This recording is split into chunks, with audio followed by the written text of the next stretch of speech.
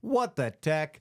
We have 2 weeks left of this series, What the Tech, talking about technology and how it relates to our lives and putting a biblical perspective on that, how to live with the technology, to use it for the tool that it is, but not fall prey to the traps that it sets. And Keith, you have a scripture we're going to go with today as we talk about reality, virtual reality, and different places that the internet can take us. Yeah. So we're going to read from Matthew 5, 21 through 22. You have heard it said to the people long ago, you shall not murder, and anyone who murders will be subject to judgment. But I tell you that anyone who is angry with a brother or sister will be subject to judgment. Again, anyone who says to a brother or sister, Raka, is answerable to the court, and anyone who says, you fool, will be in danger of the fire of hell. And I think it's Raka, which roughly translates to fool, right? Mm-hmm. So kind of talking about, and we'll kind of get into that scripture a little bit in a moment, but we're kind of talking about how we sometimes act online versus maybe how we would act in person. There's a great "You Fool" movie quote, I think. So now the scripture has got me a little convicted because Lord of the Rings. Fly, you fool. No, it's not Lord of the Rings, but it's something like that. It's like maybe it's like a Princess Bride. It's some sort of like comedy. Maybe it's like you fool. I don't know. You know, seems like it should have some British accent to it. You know, so then are you making up a movie quote? I don't know what movie it's from, but I'm sure somewhere at some movie in a British accent and a comedy, and my kids and I use it. You know, we'll be like, "You fool." Okay, so Mitch, I have a question for you, Yeah. and please, listeners out there, do not leave a cruel review for this episode. You guys are welcome. And Mitch's rambling. You guys can leave a cruel review. I'm fine with that. I'm unoffendable. Honestly, but Mitch, when is the last time that you really felt tempted to, or did, leave a really cruel review, or just say something really negative? You ready for a real lame answer that you're going to get out of me? You knew this was coming, right? I know. I just don't care. Yeah, I don't. I just don't. And I don't know. Call me lazy. I don't know, but it'd be like, oh man, that restaurant was terrible. I'm going home. Like, I'm not leaving a review. I'm not. Yeah. So you've never had such bad service that you wanted to warn other people away from going there. No, I think there's people like you that do that for me. I don't leave bad reviews either. Oh. Now I've filled out the surveys before, like when they give you the receipt and they're like, hey, don't forget to fill out the survey at the bottom of your receipt. Now I've done those before. You've never done those. You just throw that receipt away. Well, the one time there was a free dilly bar at the end of it, but that didn't all pan out the way I wanted it to. Yeah. So then I was jaded and I never did that again. You are very jaded. To be honest, I can't. Now, I have definitely, and you know this about me. Yeah, you do comments. I'll do comments for sure on stuff. And there was one last night that like I had to bite my tongue and I didn't leave it, but I really, really wanted to. I just really, really wanted to. Don't find myself you're not really in these connected. situations. You're not really connected to social media. You don't post. You don't read. You don't care. And I think that for the rest of us, though, let's back that up. We do. I do read, and I do care. Not on social media, which is what I said. Yeah, that's what I said on social media, not on the internet. Well, I think that like for me, it's usually there's two instances when this occurs for me. One is a lot of the time, sometimes text is hard to read in the other person's voice and inflection, especially if they speak a different language, right? And so sometimes you read something one way and you're like, oh, they're yelling at me, but they're not, right? Unfortunately for me, that happens to me a lot, the reverse. I'll say something in a certain tone and then everyone else will take it as like in a different tone, right? And so I naturally garner a lot of negative comments thrown at me online because they're just not understanding that I'm and so I have to start a lot of my comments with I'm honestly trying to understand. Like I'm honestly trying to understand, like whatever it is, right? Um Did you do that Southern thing where it's like you can say anything you want and then you end it with bless your heart? Bless your Is heart. that what you Bless do? your Are heart. you like the No. online heart No. blesser? No, but like let's just say for example, I'll just random example, okay? Let's say that there was a local amendment on that you got to vote for proposition, okay, that you got to vote for in April. And let's say this proposition is for say some additional police funding, right? Okay, let's totally random example. And then let's say somebody says in a comment, "Oh, there's a tax increase." Well, I'm a no then. I'm a hard no if there's a tax increase. Okay. It's a standard approach. Which is an okay approach. And so me wanting to be curious and like reaching out and saying, "Hey, is it because you're totally against taxes or you're just against taxes for police?"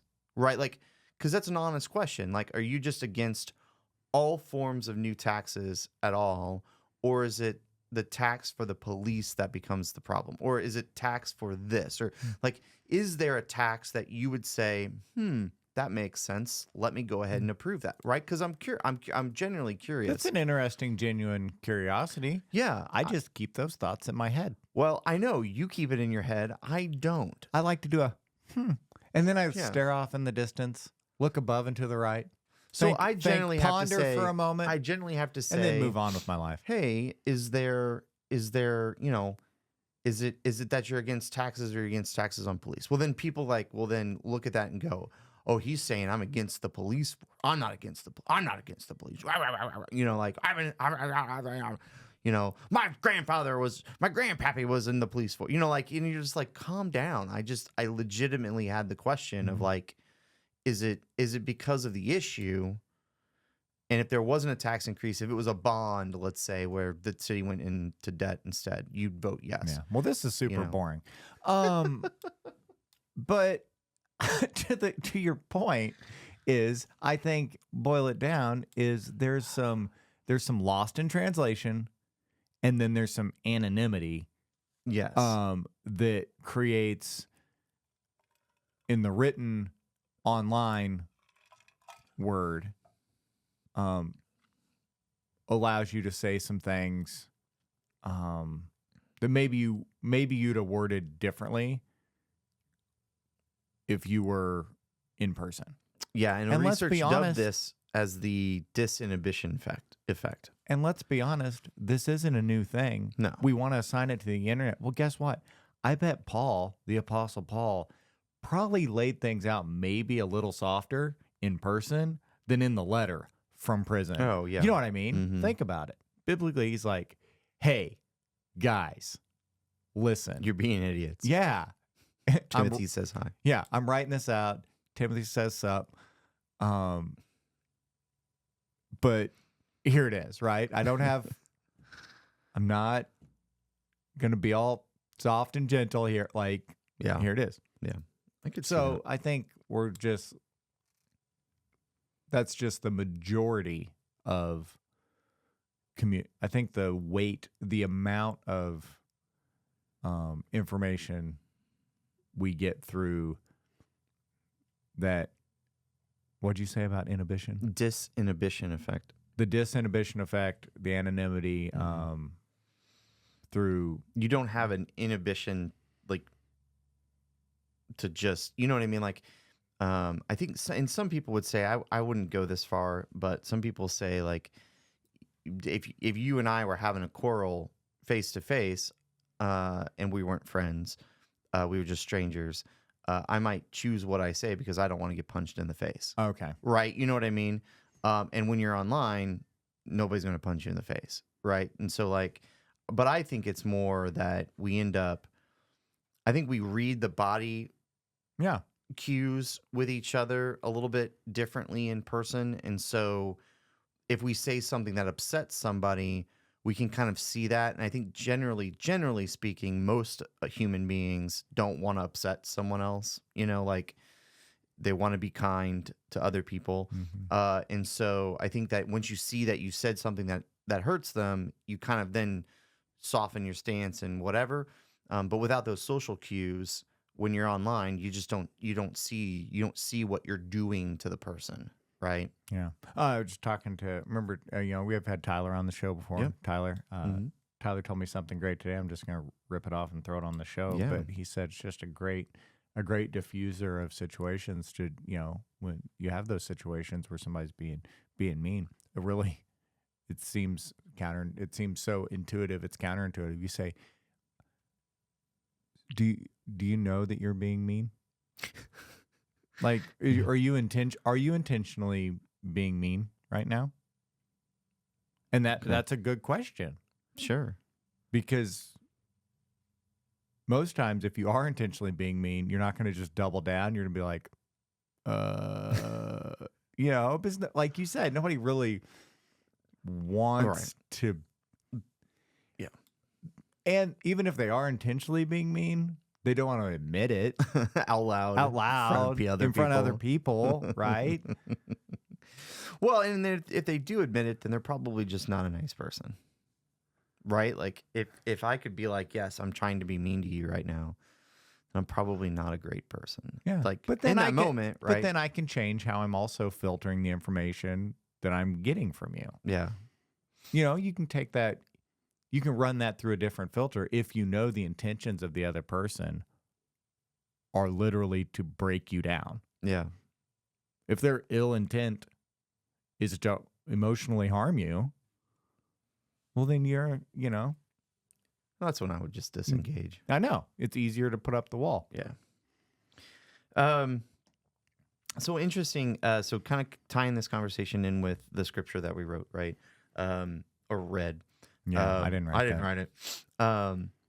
So Jesus is equating anger and murder, right, in this passage, and obviously we know murder is wrong, but he's basically saying just the act of being angry can lead to murder. So that emotion, it's the root cause, is the root cause, and so just even being angry is wrong, right? And this is kind of a wild understanding of the Old Testament, right? That he's kind of laying out. So thinking about that, because I think a lot of people read some of the Old Testament and they're like, well, yeah, murder's wrong, but just this emotion, how does it make you think about it now when you tend to get angry or you get another emotion like, well, he follows it up, talks about lust. Right. He talks about lust next. So how does that change your kind of perspective? Because I think the general world would tell you that it's okay to be angry as long as you don't kill somebody. It's okay to be lustful as long as you don't this commit scripture's adultery. Always helped this, and right or wrong, this scripture's always helped me with a humility towards sinfulness, and it helps me try to not create in myself a hierarchy of sin. Right? Mm-hmm. If you can put all sin on a level playing field, right? So everything between getting a little grumpy and murdering somebody is a sin. Yeah. Right? Mm-hmm. Then getting a little grumpy. Yeah. Okay. Why are you grouchy? Are you intentionally being grouchy are you right intentionally a grouch? You grump. Everything. It's the full spectrum. It's still a cognitive choice you're making that puts a roadblock or a barrier between you and God, puts a separation in there, and it's sinful. It's sinful. It can prevent some self-righteousness from creeping in of, well, yeah, I may be grumpy, but I'm not as grumpy as that guy. Yeah. I'm totally more holy than that guy. because that guy's super grumpy. Yeah. Yeah. I didn't. Yeah, I'm angry, but I didn't yell. You're right. Oh, I yelled, but I didn't hit. Well, yeah, I hit, but I didn't stab the guy. That guy's out of control. That guy's out of control. Yeah, well, I stabbed him, but not in a vital organ. That other, Yeah. it's an escalation effect. I think about. See where I was going there? I almost made it did. to murder, but you cut me off. I think about my middle schooler. I don't know if your middle schoolers do this, and I think it starts about early elementary, middle elementary, where they'll equate somebody being mean to them, and how they could be mean back, but they weren't as mean. Oh yeah, Right. You know, and I was having this conversation with my middle schooler who they were PE, right, and somebody was mean to her, and so she was like. Somebody was doing something that was mean, right? So then she did that thing back to them, right? Like, and I was like, well, you found that mean and annoying, right? Why would you do that back? Why would you do that back to somebody? Well, they were being mean and annoying to me. It's like, okay, does that make it right? Well, no, but it felt good, right? Well, here's one from the weekend.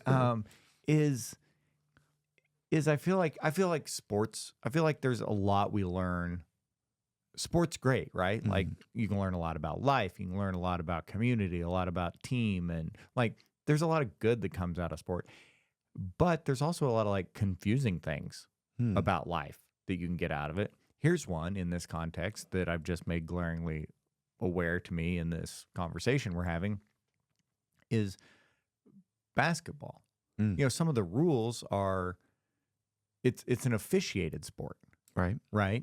So there's like, I don't know the right word, subjective or objective, but there's, what is it? There's an official that gets to make the decision as to whether this is a foul or not. Right.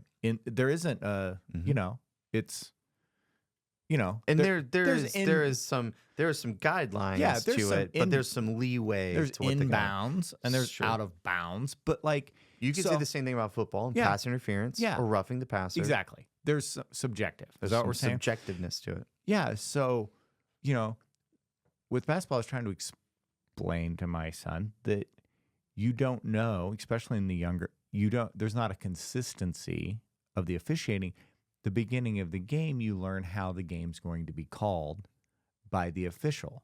What amount of physicality is allowed, and that's the amount that you play within. Right. You learn the rule of the specific game and setting you're in, and then you play within those. Correct. So it's kind of like, well, how mean are they allowing them to be? Then I can be equally that mean, right? Yeah, well, soccer's that way too. Soccer's that way too, right?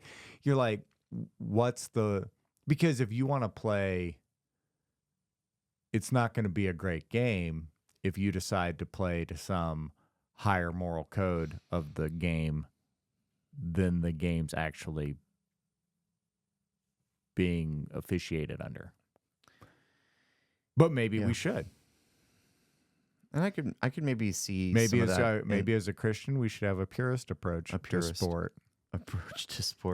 I could see that too with speeding and law enforcement with speeding. Most police officers, if they tag you with a radar gun at, let's say, 3 miles per hour over, are not going to bother pulling you over, right? Like it's just, but speeding is speeding. There is a municipality I know about that I would not recommend going 3 miles an hour over. I'm sure there's plenty out there in the U.S. But, you know, like if you're on the highway tooting along at 70 speed limit, right, and you're at 72 or 73 and people are like zoop, zoop, zoop, zoop, going way faster than you, like the radar gun's not going to be 72. I'm going to pull this guy over. He's 2 miles an hour over, right? Like I think we would look at a municipality or police officer that's pulling everybody over, that's even 1 mile over the speed limit, as probably a not nice individual, right? Like we would kind of not like that person, right? And that's kind of your point, where the world kind of puts this kind of, well, you can speed a little and it's okay, right? Yeah. Right? I wasn't doing a lot of it. I wasn't doing a lot of it. I was just doing it. a little. I wasn't recklessly speeding, right? That's funny. Um, But as you know, now the kid's old enough to ride in the front seat, you can't kind of roll through. You can't kind of stop. You know, yes. well, I kind of stopped. No, you didn't.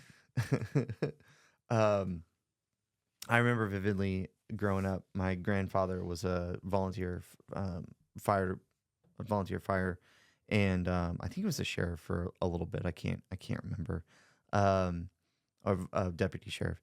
Anyway, we were driving in his pickup truck down at the lake, right?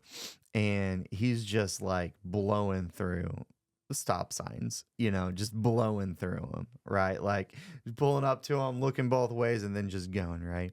And he looks at us and says, "Now, boys, you can't do this. You got to stop at the stop signs. Unless you're friends with the sheriff, then it's okay." That's pretty arbitrary too. Even at like 7, I was like, I don't think that's true. So I think what we're learning is we confuse ourselves more and more as we progress. Yeah, and I think some of the point to some of this conversation so far is about relationship with people, right? Like talking about, you and I having a disagreement or an argument probably is not going to lead to anger because we have a relationship with each other, right? Even somebody that you just meet in person, because of this interactiveness that we can see each other, and we start to build this relationship because of all the external stuff that's going on. When you're online, you don't really have that relationship with this random person that you're talking to. And so I think that, when we look at people in person, we realize like you're not disposable. You're a person. You're a real live real. person, right? And sometimes when we look online and we're talking to that person, or we're, whatever, and you're just with just a username there or whatever, you don't get that connection of a real person, and we almost look at them as kind of disposable. Like, oh, this guy's an idiot. I'm just throwing them away. They're just disposable, right? So like, how does that to you, how does that affect your kind of, how do we teach our kids, right? Especially that's going to be down this online hole even more. How do we teach them this fact that like people online are just the same as people across the table from each other? Oh man, I mean, when you're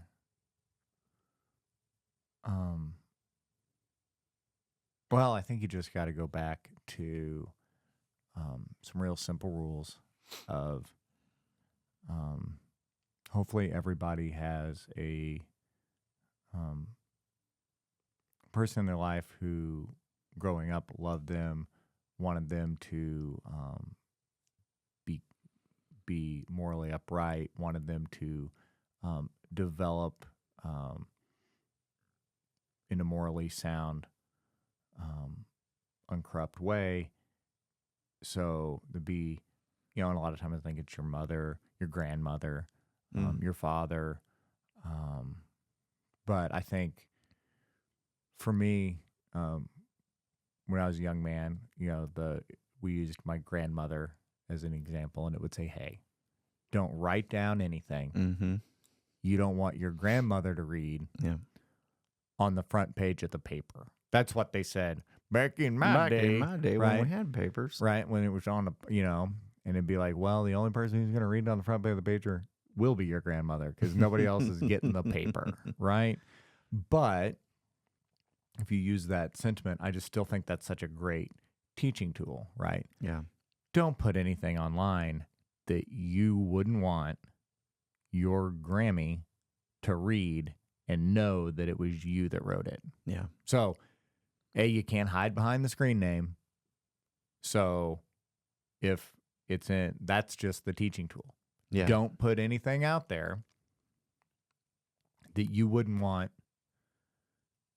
to be associated with you and your name Yeah, and by it goes someone beyond you love and respect. And text too, because voice, what you say, yes, right? Yeah. Images, pictures, Yep. like what you're. Don't put an image out there you Video. would be embarrassed for your grandmother to see. Yeah. And don't go cruising images that you would feel uncomfortable if your grandmother was behind you. It's like, hey, what you looking at? What you got going on? What you watching? What you got going on there? Yeah, I try to tell. I think tell grandmothers my are the kids that. absolute best teaching tool Yeah, for online safety. grandmothers are the best teaching tool for online safety. I like it. And if anyone out there doesn't have a good grandmotherly role model, come and find me on a Sunday morning, and I can get you hooked up with one to be a stand-in. The stand-in grandma. We have a few. We have a few great ones. Now I think we should wrap this up a little bit with the idea that it's okay to feel anger. It's okay to feel some of these emotions. Like, we shouldn't beat ourselves up with feeling the emotion of it. It's really what we do with that emotion in the moment that I think matters, right? Okay. And so it's okay to be in a situation where you get angry, but do you dwell on it? Do you have the conversation in your head of, I'm gonna say this, or I'm gonna do this and this and this and this? That's when you're prolonging that emotion. I think is when you run into problems. Yeah. I like to put the analogy of it with to metabolize it. We've talked about this before. I feel like when I put that vocabulary to it, it gives it a physiological framework that gives me permission to let it take a little bit of time to diffuse, to dissolve. But since, we're human, we're animal beings, and we process energy and synthesize nutrients and stuff like that, I think of it like something bad that's gotten in, and I need to metabolize it back out. Yeah. Goes through the filter systems, takes it a minute to work its way out. Yeah. And sometimes things are faster and some things are a little slower. Mm-hmm. So with that, it helps me, the verbiage be like that. This emotion's going to take me a while to metabolize, to get back to my stasis. Yeah. And now, sometimes if you want to keep that analogy going, there's addictive substances, and there's probably some addictive emotions. Yeah. That there's some emotions that we have more of a propensity to gravitate towards. Yeah. And I think mine's anger. And like having a certain level of it in the system. Yeah. So then we'll go looking for it to get the next hit, to get a little fix. Yeah, maybe. I mean, that is obviously true with some of the lust emotions. Sure. That's pretty easily clinically quantifiable that pornography is an addictive substance. Yeah. It changes your brain make. Any emotion changes the way that your brain functions. And so if your brain gets used to functioning a certain way, it wants to function that way, right? I also find, just as a general rule, to help metabolize through whatever your emotion is, whatever emotion that you're trying to metabolize through, you need to remove yourself from the situation that brings on that emotion, right? And so if it's anger, and you and I are in a fight and I'm angry with you, I need to remove myself from your presence, right? Distance. helps. As my friend Brandon would say, you better check yourself before you distance yourself. Wreck yourself. Check yourself before you wreck yourself. I just was wondering where you're going. It seemed to be more intuitive when Brandon said it. But removing yourself from the situation, right? And removing yourself from that emotion, like when you're building a deck and you're getting frustrated, sometimes the best thing, because you're trying to figure something out, sometimes the best thing is to remove yourself from that, go have lunch, right? Metabolize those feelings and then come back to it, right? Just before we podcasted, I was feeling a little emotional, trying to figure something out right on the computer. And I'm just frustrated. But I've now moved away from that for about 30 minutes and I feel better about it. And sometimes the indirect focus, we've talked about before, like the Zeigarnik effect, where your brain keeps working on an unsolved problem. Yeah. Not frontal lobe consciousness, but subconsciously it keeps working on it. Yeah. Sometimes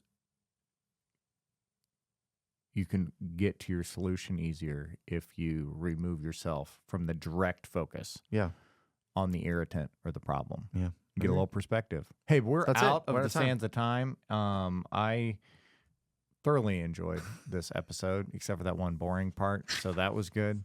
Why is this like 2 or 3 episodes in a row that I guess I'm boring? Well, we're hitting our stride. Okay. So as long as the people agree with me, mash that subscribe button. And hey, if you thought it was boring, leave a comment. If you, And if you like that was boring. And if you thought that part was super interesting and we need to go back and do an entire episode on whatever Keith was going on about, put that in the comments as well. Stop it. All right. All right. Have a good week.